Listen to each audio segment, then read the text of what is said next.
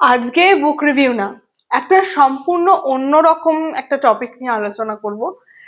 এখন মোটামুটি সব বোর্ডেরই পরীক্ষা শেষ হয়ে এসছে, so this is the perfect time for your inner bookworm to wake up. কিন্তু মেন সমস্যা হচ্ছে যে কি পড়বো, কি করে পড়বো, পড়তে তো ভালো লাগছে না, পেরেন্টসদের ফোর্সে পড়তে হচ্ছে। তো এইরকম একটা প্রবলেম যারা ফেস করছো তাদের এটা একটা সলিউশন ভিডিও।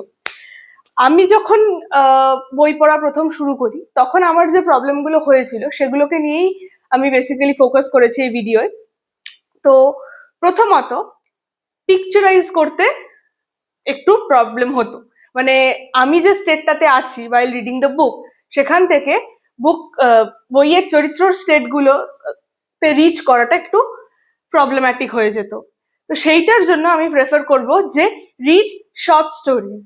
শর্ট স্টোরিজ পড়ো, এবং যেগুলো মানে শর্ট স্টোরিজ মানে যেরকম হয় যেমন আমাদের প্রোজে থাকে সেই রকম পড়ো।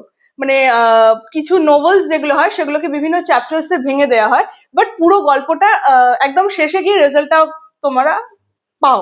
মানে পুরো গল্পটা অনেকটা বড় থাকে নোভেলস এর ক্ষেত্রে, বা চিলড্রেন ক্লাসিক্স এর অনেক গল্পের ক্ষেত্রেই কিন্তু এটা হয়। তো সেই জন্য আমি বলবো যে ইজি শর্ট স্টোরিজ গুলো পড়ো, সেটা তোমাকে পিকচারাইজ করতে সাহায্য করবে। And next is avoid friction. ফ্রিকশনটা অ্যাভয়েড করার চেষ্টা করো। এটা আমার খুব হতো যে যখন আমি পিটার প্যান পড়ছিলাম তখন আমি ইমাজিন করতে পারতাম না, কারণ ওটা আমার ডেইলি লাইফ থেকে এতটাই দূরে যে ওটা ঠিক আমার ইমাজিন করতে অসুবিধা হতো। আর পিকচারাইজ না করতে পারলে বই পড়ে কোনো মজা নেই, আমার কখনো হয়নি সেটা। সো এটার জন্য বলবো যে ফ্রিকশন অ্যাভয়েড করো, রিয়ালিটি বেসড গল্প পড়ো। যেরকম হচ্ছে রাস্কিন বন্ডের গ্রেট স্টোরিজ ফর চিলড্রেন। এই বইটা কিন্তু একদম আমাদের রিয়ালিটিকে ঘিরে। এটা কিন্তু কোনো রকম ফ্রিকশনাল, কোনো রকম আউটওয়ার্ল্ডে কিছুতে যাচ্ছে না। এটা একদম বেস লেভেলে, এবং এটার যে language and in fact the story line, Ruskin bond তো অত্যন্ত সাধারণ ভাষায় এবং খুব গ্রাউন্ড লেভেলেই লেখেন। তাছাড়াও বলবো যে এখানে যে গল্পগুলো আছে সেগুলো খুব টাচি, এবং অল্প মোটামুটি 15 মিনিট করে হয়তো একটা গল্প তোমার পড়তে সময় লাগবে, depends on year speed. Next হচ্ছে যে একটা পয়েন্ট, যে আমরা প্রথমেই ভাবি যে একদম কোনো ফেমাস বই দিয়ে শুরু করবো বই পড়া, একদম যেটা একদম টপে আছে সেরকম একটা বই, যেমন সত্যজিৎ রায়, রবীন্দ্রনাথ ঠাকুর, ও হেনরি, একদম বিশাল বিশাল রাইটার দিয়ে, বিশাল কঠিন কঠিন রাইটারের বই পড়বো। তো সেই ক্ষেত্রে আমি বলে রাখবো যে তুমি যদি ভেবে থাকো যে তুমি বই পড়া প্রথমেই শুরু করবে ও হেনরি বা সত্যজিৎ রায়ের হাত ধরে বই পড়ে, দেন ব্যাড চয়েস। ইজি বই দিয়ে শুরু করো।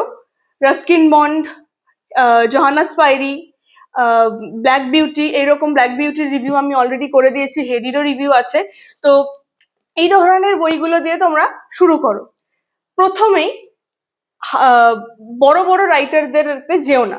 আর রবীন্দ্রনাথ ঠাকুর, সত্যজিৎ রায়, এনাদের যে শর্ট স্টোরিজ গুলোও বলছি সেগুলোও কিন্তু পিকচারাইজ যদি ঠিকভাবে না করতে পারো কোনো মজাই নেই।